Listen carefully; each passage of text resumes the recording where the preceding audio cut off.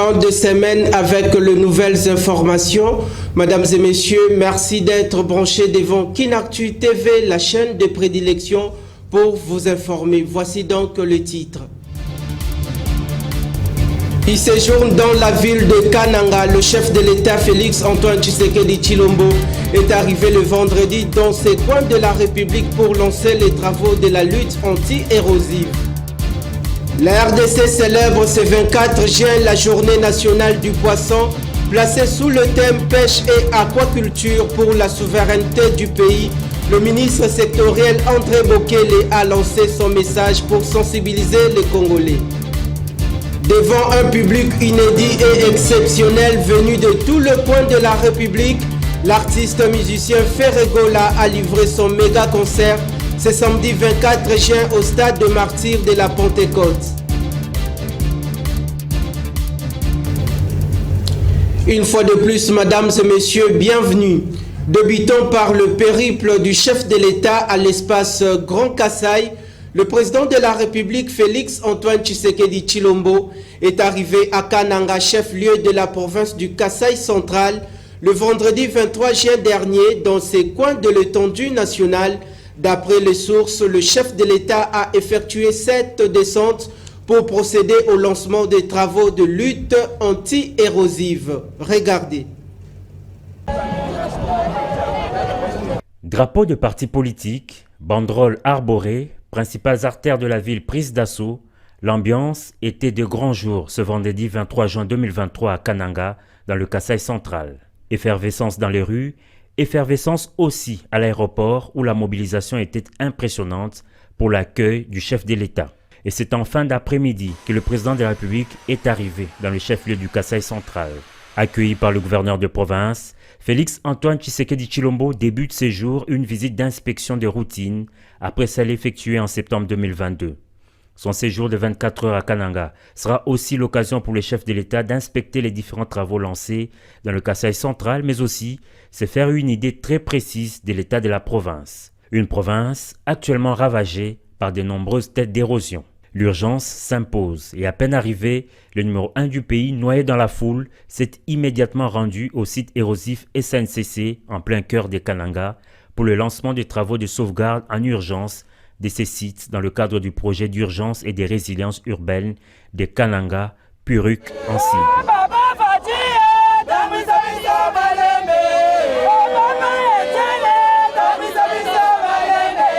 Les têtes d'érosion menacent la voie ferrée, mais aussi la route nationale numéro 1. Le gouvernement de la République, qui a obtenu de la Banque mondiale un crédit de 100 millions de dollars, tient à travers le projet Puruk à mettre fin aux têtes d'érosion à Kananga, a fait savoir le ministre d'État, ministre de l'Urbanisme et Habitat. Et de façon succincte, le directeur provincial de l'Office de voirie et drainage OVD a présenté les activités qui seront réalisées dans le cadre de ce projet d'urgence. Ces travaux en soi constituera à la construction de collecteurs, la stabilisation des talus, ainsi qu'à la plantation des espèces végétales. Tandis que le projet sur le site PK706, ce sont des travaux neufs auxquels l'entreprise non l'OVD fera face dans le cadre de ce projet.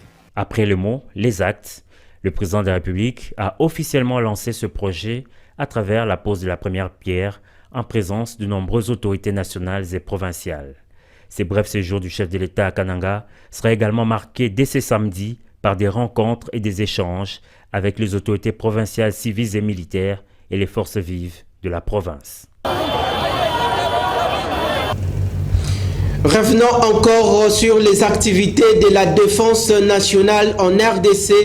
Le vice-premier ministre en charge de la défense nationale, Jean-Pierre Bemba Gombo, a reçu le vendredi 23 juin dernier dans son cabinet de travail le Bureau conjoint des Nations Unies aux droits de l'homme. Plusieurs questions ont été abordées, dont la justice transitionnelle et tant d'autres. Regardez.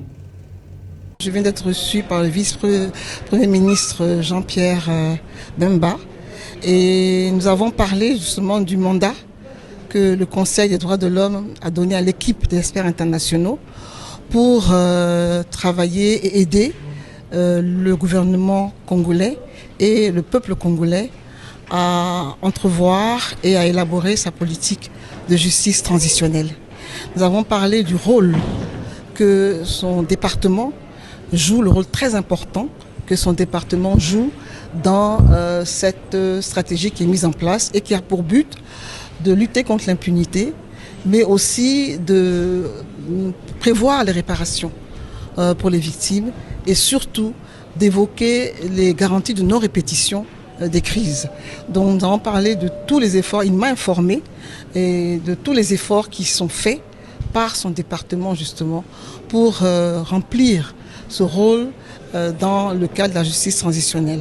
Les réformes au niveau de son département, les espoirs, le travail qu'il fait sur le terrain et aussi particulièrement la lutte qu'il mène contre l'impunité. Et je pense avoir eu de bonnes informations. Et vous savez que le mandat que le Conseil nous a donné est un mandat qui entrevoit plusieurs visites dans le pays, un dialogue interactif qui a déjà eu lieu au mois de mars, mais surtout la rédaction d'un rapport qui sera soumis au mois de septembre, justement pour indiquer les progrès que le pays fait dans le domaine de la justice transitionnelle et aussi les recommandations qui peuvent être faites pour aider le pays. Parlons à présent de la politique de la relance agricole en République démocratique du Congo. Le vice-premier ministre en charge de l'économie nationale, Vital Kamerhe, a échangé le jeudi 22 juin dernier dans son cabinet de travail avec la délégation de la firme indienne Continental Construction sur les investissements dans le secteur agricole en République démocratique du Congo. Suivez donc ces reportages. Une semaine après leur rencontre à New Delhi, le vice-premier ministre au ministre de l'économie nationale Vital Kamerhe reçoit le patron de la firme Continental Construction à Kinshasa, une firme indienne d'une expertise avérée dans les domaines agricoles. Cette rencontre marque le début de la concrétisation de l'entente mutuelle entre cette entreprise et le gouvernement congolais à travers son envoyé au conclave de New Delhi. Madame, I met the Prime Minister in New Delhi last week. J'étais très motivé par l'approche avec laquelle le vice-premier ministre a abordé la question des opportunités d'investissement en RDC et le domaine qui m'a accroché est celui de l'agriculture et de la pisciculture. C'est la raison même de mon voyage rapide à Kinshasa. Les moyens et l'expertise sont là. Il est juste important que le gouvernement disponibilise pour nous les terres à cultiver suivant le cahier des charges que nous allons produire après étude. Nous allons non seulement créer beaucoup d'emplois à travers notre projet agricole, mais aussi faire le renforcement des capacités en formant les jeunes dans ce domaine. Nous rentrons à New Delhi avec un sentiment positif et nous serons de retour le plus tôt pour la seconde étape. Le vice-premier ministre Vital Kamerhe a également échangé avec une délégation de l'Organisation des Nations Unies pour le développement industriel, ONUDI en sigle. Leurs échanges ont tourné autour des stratégies à mettre en place pour créer les conditions de résilience de l'économie congolaise. Une économie résiliente, elle est soutenue d'abord par l'activité industrielle. Ça veut dire qu'elle est soutenue par la capacité de production au niveau sous-sectoriel. Et nous avons pu échanger avec son Excellence pour recueillir aussi ses orientations et ses directives. Et donc l'ONUDI est tout à fait disposé à accompagner le gouvernement, à accompagner les ministres pour que son Excellence, Monsieur le Premier ministre, qui est le ministre de l'économie, puisse vraiment booster cette vision du Président de la République qui vise les changements au niveau structurel de l'économie, mais aussi que ces changements au niveau structurel de l'économie qui va créer beaucoup plus d'emplois, va aussi créer beaucoup de richesses. Cette fois-ci, on parle de l'ESU en RDC. Le ministre de l'Enseignement supérieur et universitaire, Moïndo Nzangi, a clôturé le vendredi 23 juin dernier à Fleuve Congo Hôtel la réunion conjointe des hauts fonctionnaires de la SADC chargés de l'éducation, la formation, la science, de la technologie et de l'innovation avec la participation de plusieurs personnalités de cette organisation de la sous-région. Ces travaux se sont tenus du 21 au 23 juin dans la capitale congolaise. Regardez. La République démocratique du Congo est heureuse et honorée de recevoir les présentes assises à la suite de celles de juin 2022 tenu à Lilongwe au Malawi. Le choix de notre pays conforte le gouvernement congolais qui s'est engagé depuis avril 2021 dans une profonde et importante réforme du secteur de l'éducation. Cet engagement réside premièrement de la volonté et de la vision du président de la République, Félix Antoine Tshisekedi Tshilombo, à qui je rends hommage, qui a fait de la formation, de la recherche scientifique, le fer de lance de ce programme d'émergence du Congo, mais aussi de son vœu de voir la République démocratique du Congo contribuer de manière significative au processus d'intégration africaine.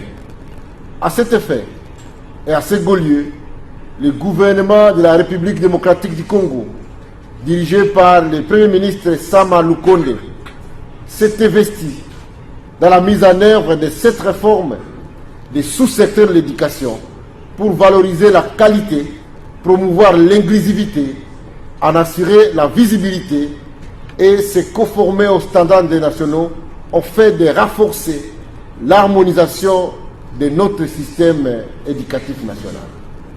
Il s'agit pour notre pays de s'inscrire dans la construction de l'espace africain, de l'éducation, de la formation, de la science et de la recherche et de l'innovation dont nos assises se veulent être les porte-étendards. Prenons cette nouvelle en bref. Retenez que la République démocratique du Congo célèbre ce samedi 24 juin la journée nationale du poisson. Cette date est commémorée sous le thème pêche et aquaculture pour la souveraineté nationale.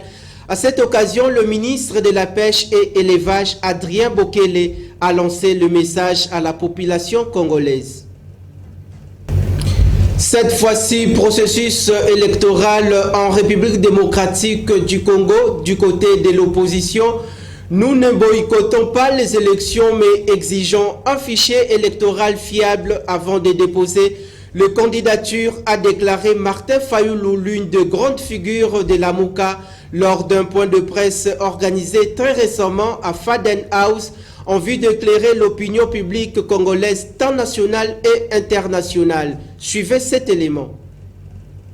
Ndenge na telemi awa na baninga na ngai nyonso ya lamuka tolobi ete biso tokokonde kotika bakombo na biso te. OK? Si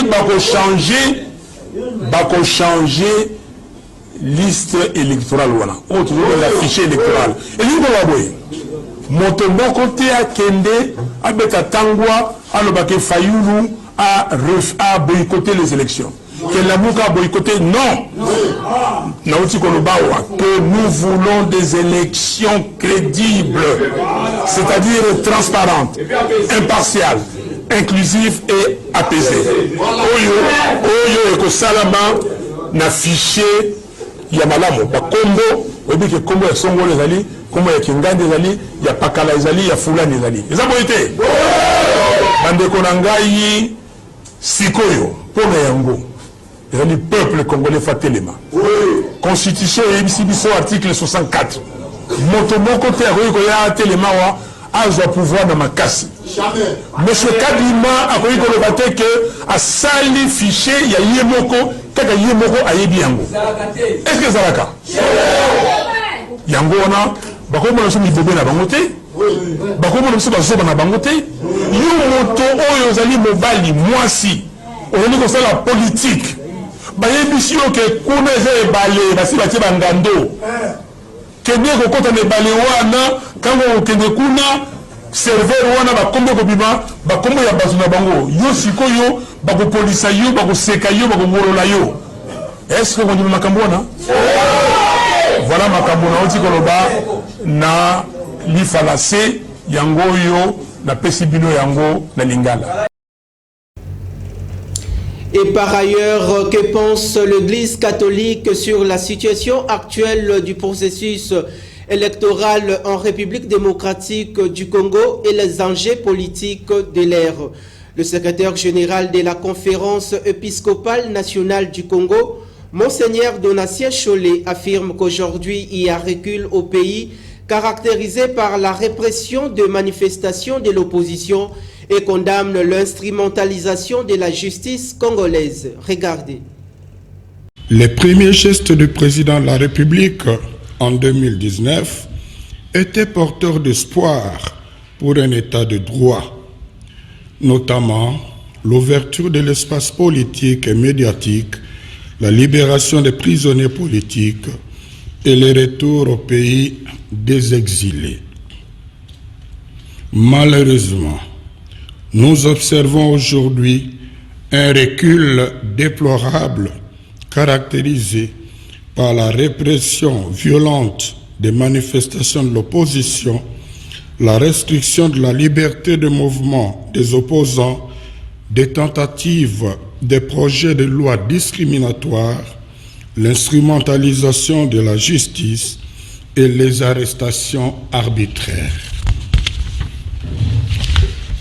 L'intolérance politique s'observe aussi dans la sphère des fanatiques violents qui s'attaquent au grand jour, aux adversaires politiques et à ceux qu'ils accusent d'être proches d'eux. En témoignent les actes de violation et d'intimidation contre nous, évêques membres de la SENCO, lors de notre visite pastorale à Kasumbalesa, le dimanche 18 juin 2023. Nous condamnons toutes ces pratiques inacceptables et rappelons que nous tenons aux élections inclusives. À ces propos, le peuple n'acceptera pas un empêchement purement politique de qui que ce soit de se présenter comme candidat aux élections. Il faut lui laisser la liberté de faire le choix de ses dirigeants conformément à la Constitution. L'acte que nous allons poser le jour du scrutin est décisif pour l'avenir de notre pays. Compte tenu des expériences malheureuses des cycles passés, ne quittons pas les bureaux de vote tant qu'on n'aura pas affiché les résultats. D'un dossier à l'autre, le général Silvano Kasongo Kitenge a effectué le vendredi 23 juin dernier la ronde dans les grandes artères de la ville-province de Kinshasa pour palper du doigt tout le problème qui perturbe la circulation routière dans la capitale. Voici ces reportages.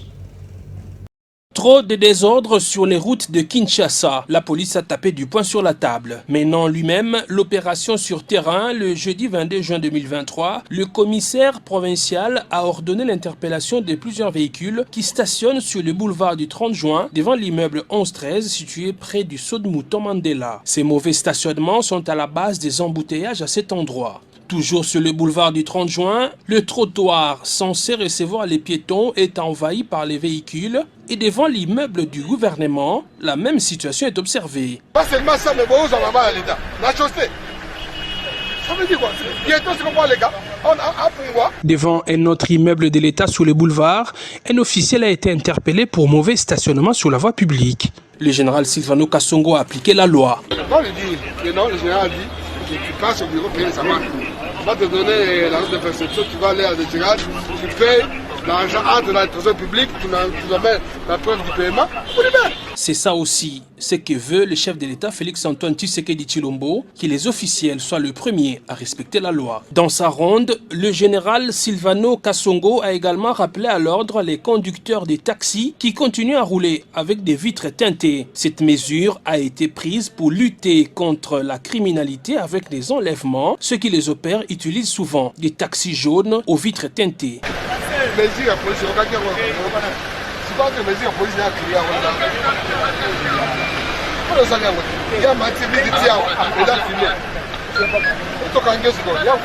Poursuivant son périple par la commune d'Ngaliema, arrivé au saut de mouton des pompages, le spectacle est désolant. Les vendeurs, qui disposent pourtant d'un marché mis à leur disposition par la municipalité, préfèrent s'exposer au danger en étalant leurs marchandises sur la voie publique.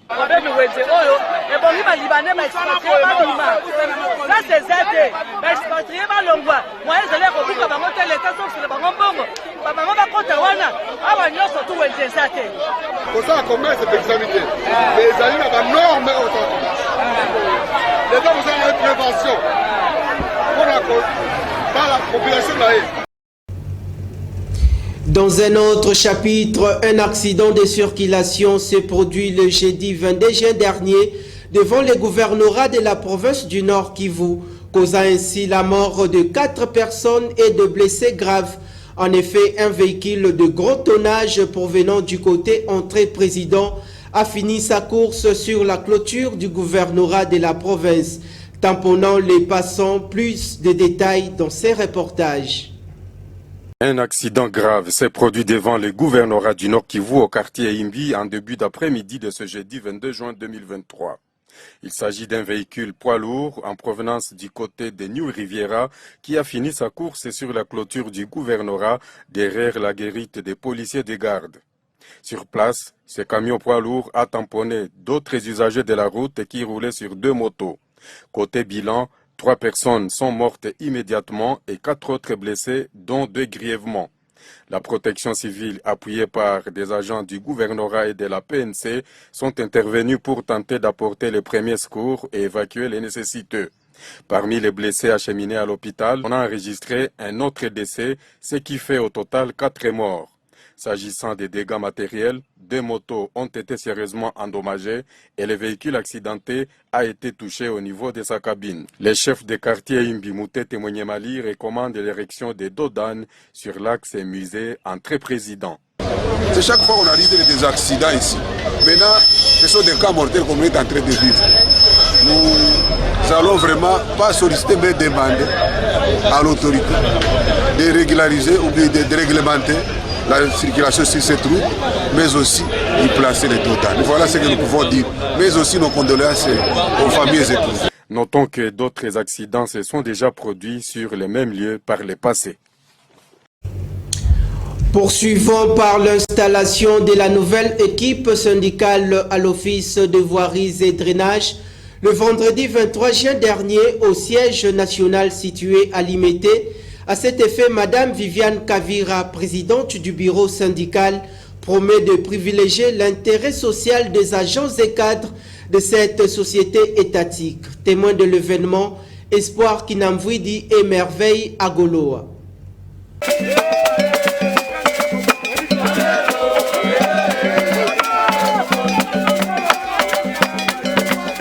Devant les agents et cadres de l'Office de voirie et drainage, le nouveau bureau syndical nouvellement élu est présenté et installé dans une cérémonie présidée par l'honorable Chipamalunganga Tchama Martin, président du conseil d'administration de l'OVD, en présence du directeur général adjoint de cette entreprise publique, Vena Mouroumé.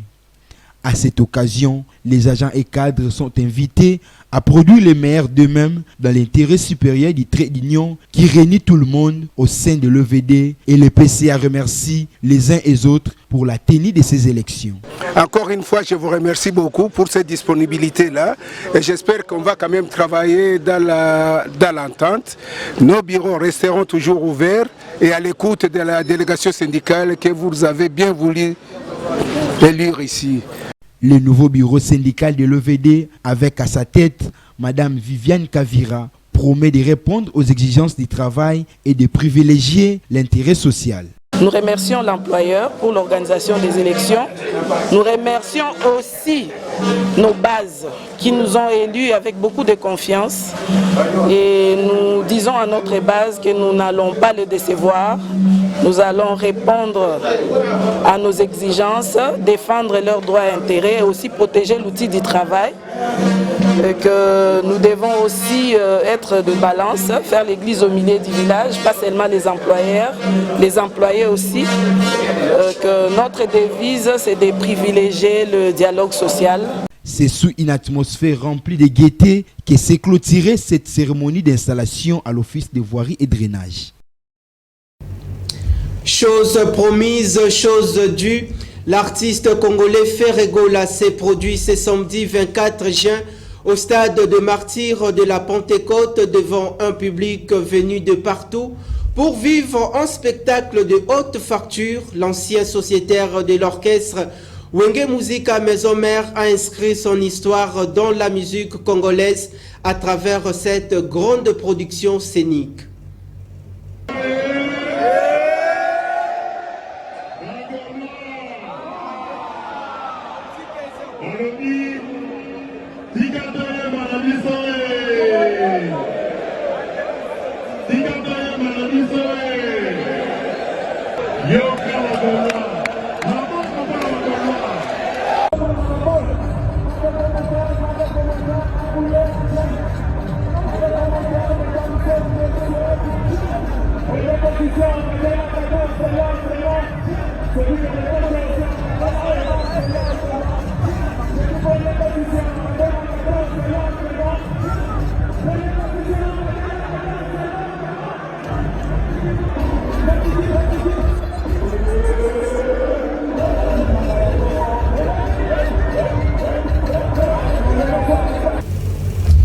En international, sachez qu'il est menacé d'inéligibilité et pourrait se voir barrer l'accès de la prochaine élection en 2026. Le procès est très attendu de l'ancien chef de l'État brésilien d'extrême droite Jair Bolsonaro s'est ouvert le jeudi 22 juin dernier au Brésil, 6 mois après son départ du palais présidentiel. Retrouvez ces reportages signés nos confrères de la France 24. C'est un procès qui pourrait avoir de graves répercussions sur la carrière politique de Jair Bolsonaro. Jeudi, la plus haute cour électorale du Brésil a commencé à examiner une affaire contre l'ancien président. Il est accusé d'avoir cherché à décrédibiliser devant la communauté internationale le résultat des élections de 2022, avant même leur publication. Le procès porte sur une réunion diffusée à la télévision nationale au cours de laquelle Jair Bolsonaro a fait une série d'affirmations infondées contre le système de vote électronique du pays. Au Brésil, il n'y a aucun moyen de vérifier le décompte des bulletins de vote. Je ne sais pas ce que les observateurs étrangers font ici. Pourquoi sont-ils ici? Qu'observent-ils? Le système est défaillant. Ses avocats affirment que l'ancien président n'a fait que soulever les préoccupations valables concernant la sécurité de l'élection. Mais les procureurs l'accusent d'avoir sapé la confiance du public dans le vote et recommandent qu'il soit interdit d'exercer une fonction publique pendant au moins 8 ans. Un coup dur pour un Jair Bolsonaro resté actif sur la scène politique depuis sa défaite lors des élections de l'an dernier. J'aimerais, à 100%, rester actif en politique. Mais ils veulent me priver de mes droits, ce qui, à mon avis, est un affront. S'il est reconnu coupable, Jair Bolsonaro peut encore faire appel auprès de la Cour suprême. Mais cela ne signifierait pas la fin de ses déboires juridiques. L'ancien président doit faire face à d'autres poursuites, y compris une enquête criminelle sur les émeutes de janvier, au cours desquelles ses partisans ont attaqué plusieurs bâtiments gouvernementaux. Et enfin, les valeurs nutritives, parlons-en. Que savez-vous de l'ananas? Il faut savoir que l'ananas est connu pour apporter de nombreux bienfaits à la santé du corps humain, comme par exemple améliorer les voies respiratoires, soigner la toux, améliorer la digestion, favoriser la perte de poids, renforcer les os, améliorer la vue, réduire les inflammations et empêcher l'apparition des cancers. Retrouvez d'autres détails d'Eric Mboua.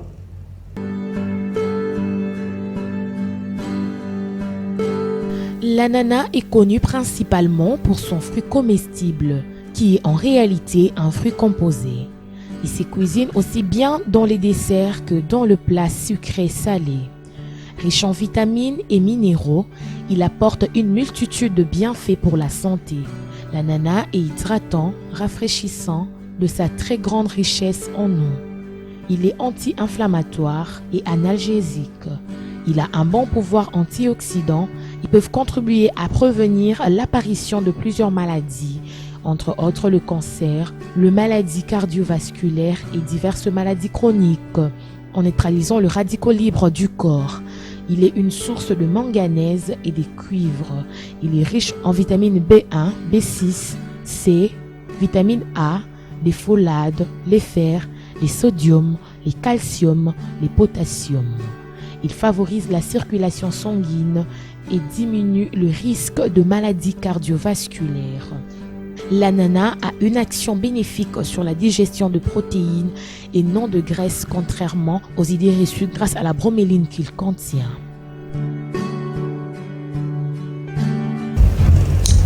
C'en est donc fini pour aujourd'hui. Bien avant de nous quitter, voici donc le rappel des titres.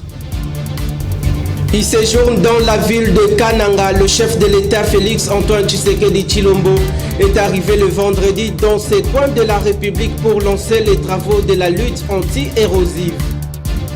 La RDC célèbre ce 24 juin la journée nationale du poisson, placée sous le thème pêche et aquaculture pour la souveraineté du pays. Le ministre sectoriel André Bokele a lancé son message pour sensibiliser les Congolais.